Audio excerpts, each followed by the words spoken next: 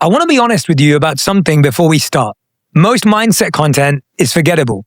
Not because the ideas are wrong, some of them are genuinely good, but because they're delivered like fortune cookies. They're punchy, quotable, and gone by Tuesday. You read the book, you highlight the line, you feel something shift, and then life comes back.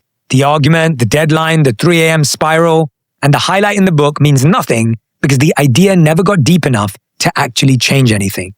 You might see yourself feel this way.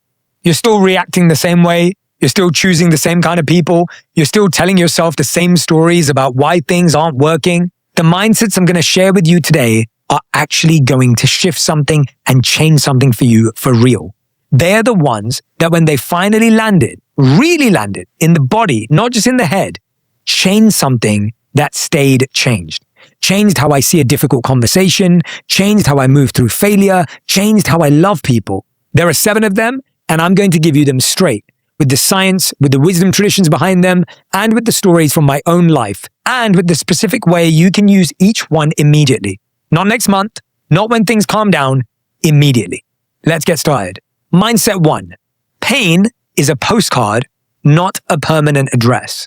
The first mindset that changed my life sounds almost insultingly simple when I say it out loud, but I need you to hear what's underneath.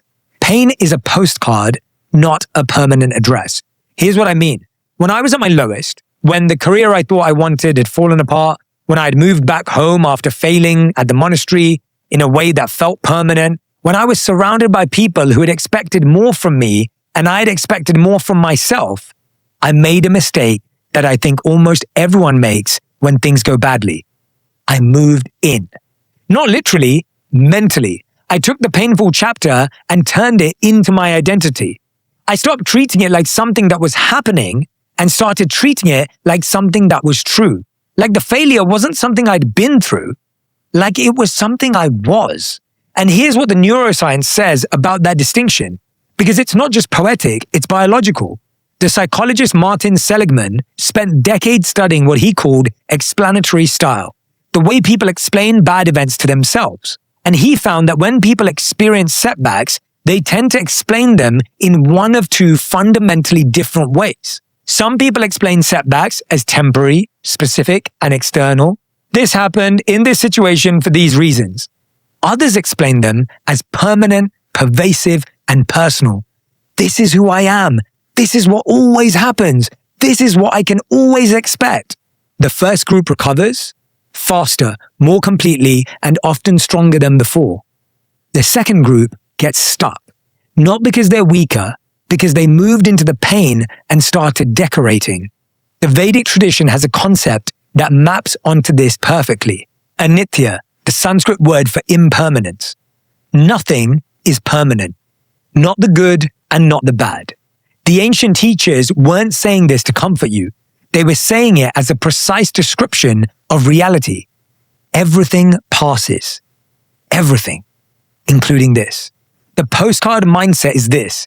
When pain arrives, and it will, it always does, you read the postcard, you sit with it, you feel it fully, because unfelt pain doesn't leave, it just goes underground.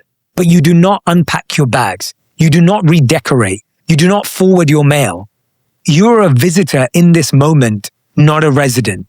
This too shall pass. Here's how you apply this immediately.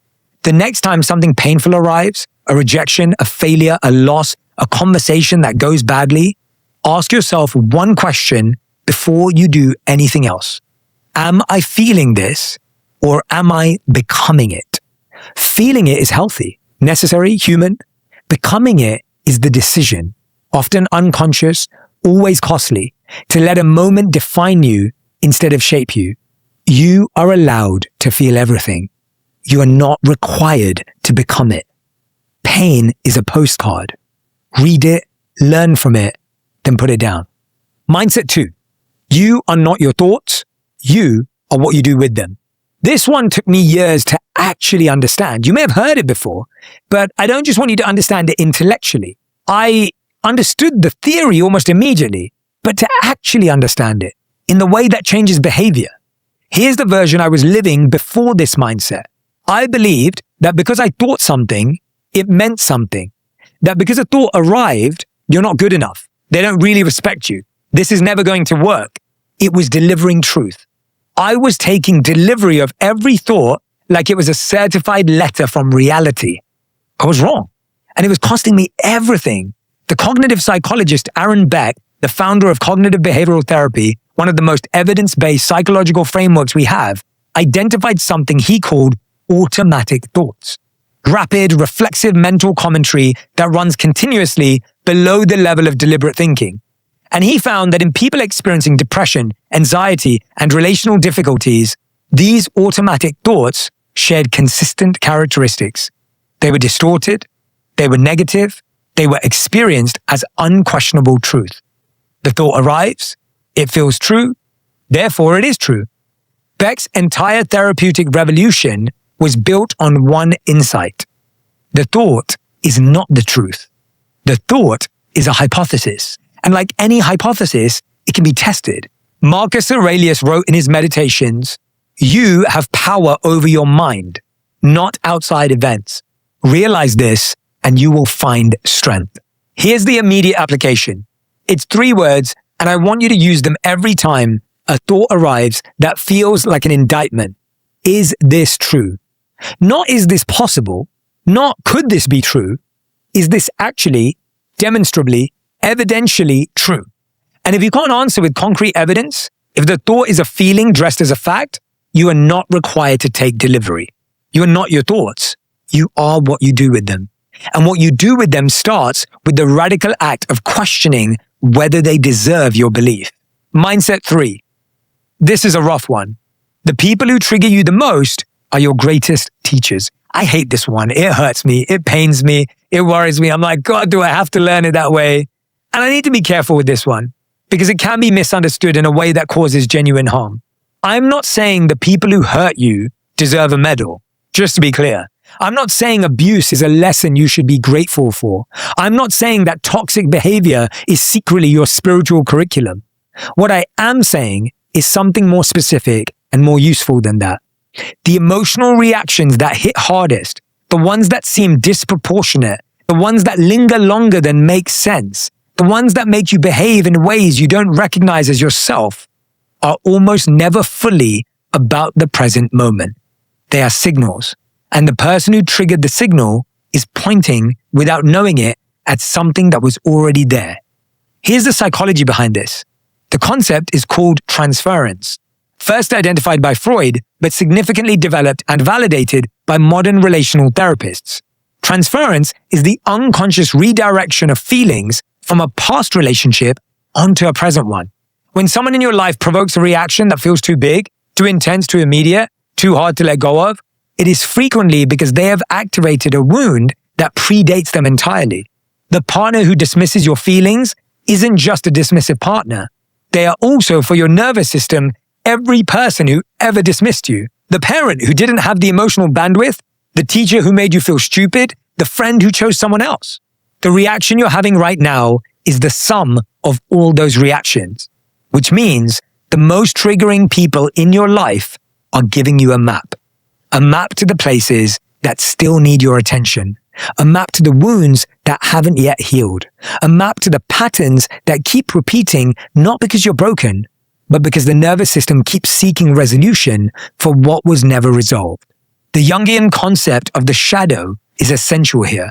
Carl Jung believed that every person carries a shadow, the parts of themselves they've disowned, suppressed, or refused to acknowledge. And he observed that what he most disliked in others is frequently what he most refused to see in himself. The person who infuriates you with their arrogance. Do you have arrogance you've been trained to suppress? The person whose neediness exhausts you. Do you have needs you've convinced yourself not to have? The person whose anger frightens you. Do you have anger you've never allowed yourself to feel? This is not accusation. This is cartography. You're mapping yourself through your reactions. Here's how to use this sensitively. The next time someone triggers you, and I mean really triggers you, the disproportionate reaction, the one you can't shake, instead of asking, why are they like this? Ask 2 different questions.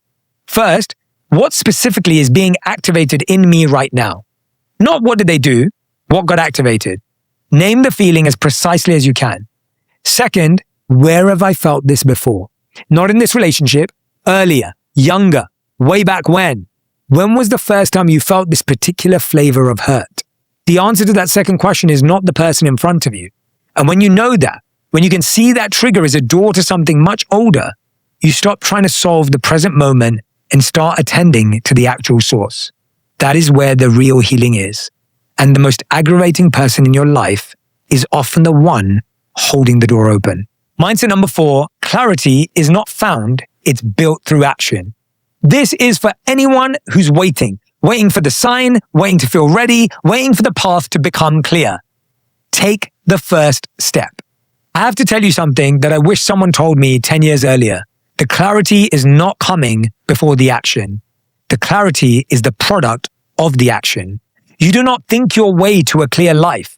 You live your way to a clear life. The path doesn't become clear by just looking. The path becomes clear by putting one foot in front of the other, and then it appears.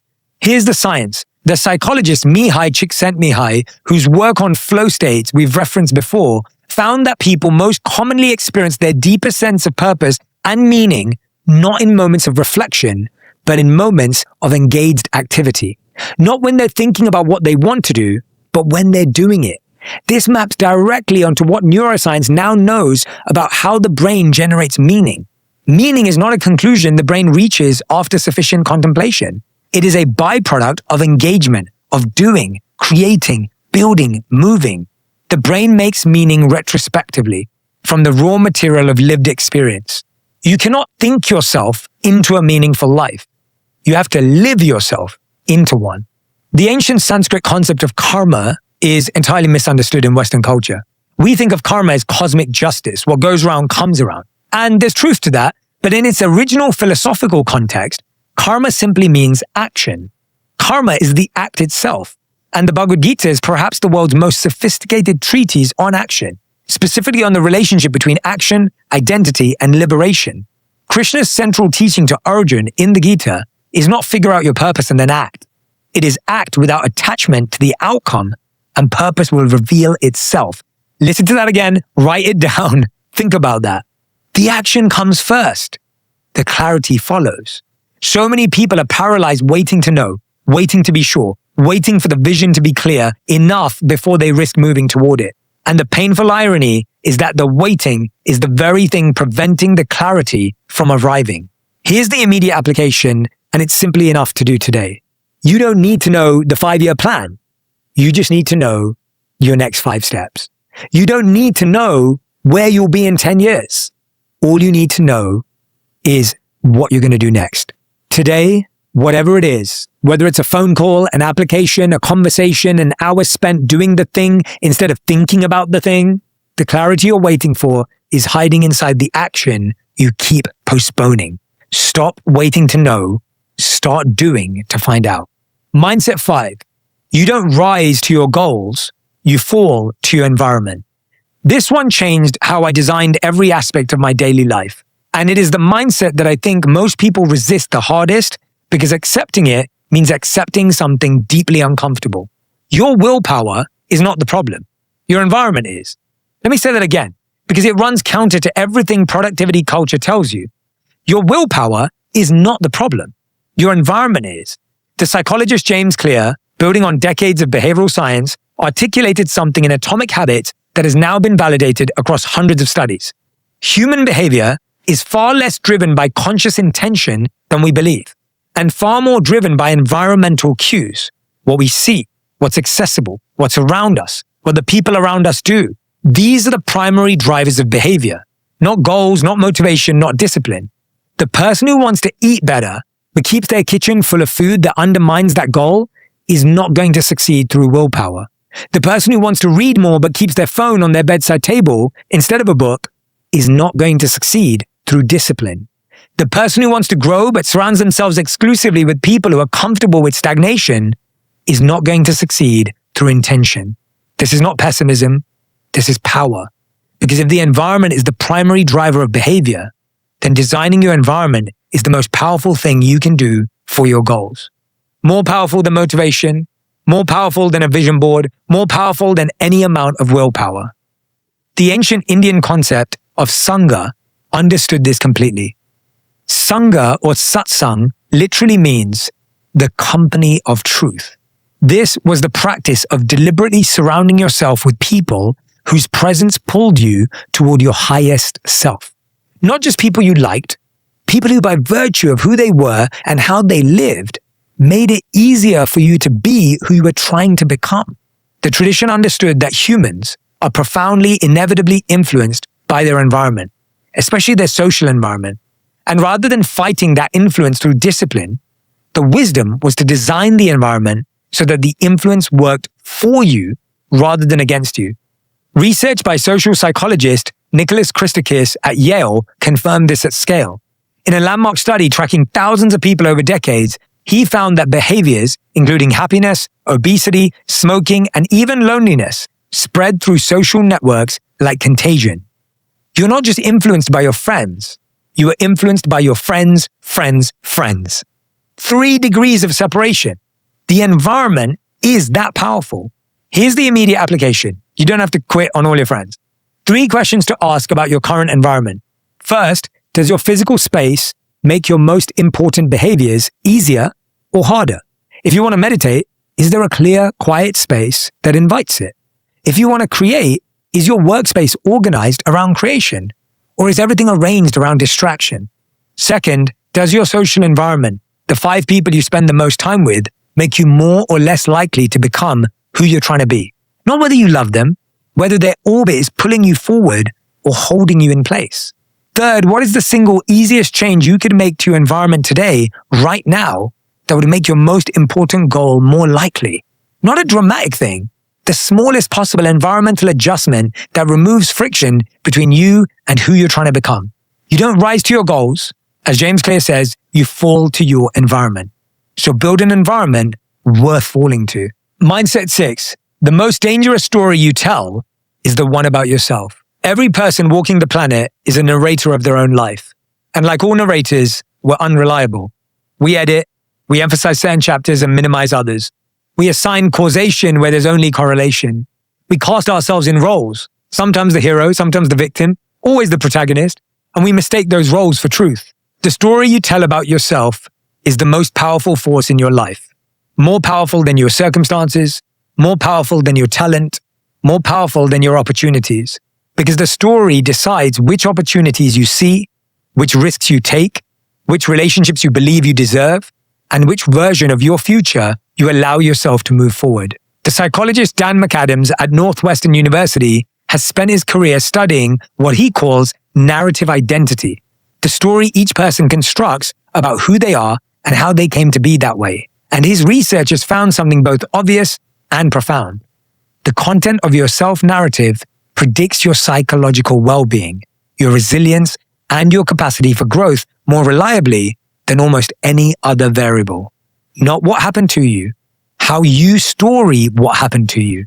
2 people can go through almost identical experiences, the difficult childhood, the professional failure, the painful relationship, and construct completely different narratives from the same raw material. One person stories it as evidence of their damage, the other stories it as the origin of their depth. The experiences were similar.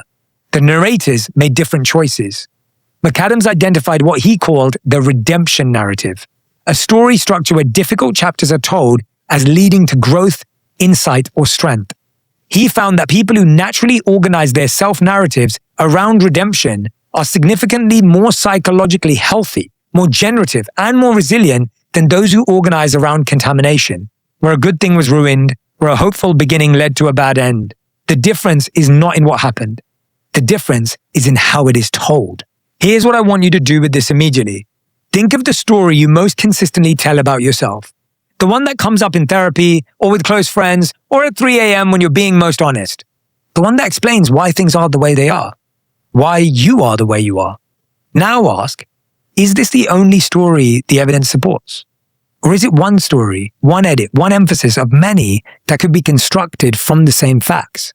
What would the story look like if you're telling it as evidence of your strength rather than your damage? As evidence of your wisdom rather than your wounds? As a chapter rather than a conclusion? You are the narrator. The raw material's fixed. The narration is yours. This isn't toxic positivity. Choose a story that is honest, that gives you somewhere to go. Mindset 7, love is not a feeling, it is a daily decision. A student once asked a teacher, "What's the difference between I like you and I love you?" The teacher replied, "When you like a flower, you simply pluck it. But when you love a flower, you water it every day." Love is a daily act, a daily decision, not just a feeling. I've saved this one for last deliberately because I think it is the most important, and I think it is the most misunderstood. And I think getting it wrong is responsible for more human suffering than almost anything else I could name. Here's the story our culture tells us about love. Love is a feeling that arrives, a lightning bolt, a chemistry, a sense of recognition. There you are. That happens to you rather than being made by you. And when the feeling is there, the relationship works. And when the feeling fades, which it inevitably does, because all feelings are temporary, the relationship is over because the love is gone. This story is everywhere. In every rom-com, in every love song, in every dating app, designed around the initial spark. It is so pervasive that most people have never questioned it. The psychologist Robert Sternberg at Yale developed what he called the triangular theory of love, a framework that identifies 3 components of genuine, durable love: passion, intimacy, and commitment. And his research found that of the 3, passion, the feeling, the spark, the chemistry, has the shortest lifespan. It peaks early, often within months of a relationship beginning, and it declines predictably regardless of how compatible, how suited, or how deeply in love 2 people genuinely are. This is not a bug. This is biology. The neurochemicals responsible for the early intensity of romantic love, dopamine, norepinephrine, are designed to initiate bonding, not maintain it. They're a starter motor, not an engine. The relationships that last, the ones that deepen rather than erode, are built on what remains after the starter motor quiets. And what remains is not a feeling. It is a series of daily, often mundane, often imperfect choices. The choice to be curious about this person rather than certain about them. The choice to repair the rupture rather than catalog it. The choice to see them fully, not just the version you fell for, but the complex, contradictory, sometimes maddening whole person in front of you, and choose them anyway. The difference between a relationship that survives and a relationship that dies is not the absence of conflict. It was the presence of what John Gottman calls bids for connection. The small, daily, often trivial attempts one person makes to reach toward the other. A joke, a question, a touch, a look. And the critical variable was whether those bids were met, turned toward, in Gottman's language, rather than turned away from. The relationships that lasted were not the ones with the most passion or the best compatibility scores or the fewest arguments. They were the ones where both people, most of the time, in the small moments that feel like they don't count, choose to turn toward each other. That is not a feeling, that is a practice. Here's the immediate application. Think of the most important relationship in your life right now and ask, what is the smallest, most available, most concrete bid for connection I could make toward this person today? Not a grand gesture, not a difficult conversation, the smallest genuine movement toward them. A text that says, "I was thinking of you." A question that shows you've been paying attention. 5 minutes of eye contact without a phone in the room. The choice to be curious rather than reactive in the next disagreement. Love is a daily decision. Make it today. Here's what I know about mindsets. They don't change your life by being interesting. They change your life by being practiced, by being returned to again and again until they stop being ideas you agree with and start being the lens through which you automatically see. That process takes time, takes repetition, takes the courage to keep applying an idea even when the situation is hard, and the easier thing is to react from habit. Thank you so much for listening today. I hope you'll share this with a friend, and I hope you'll choose a mindset to practice for the next 7 days. Remember, I'm forever in your corner, and I'm always rooting for you.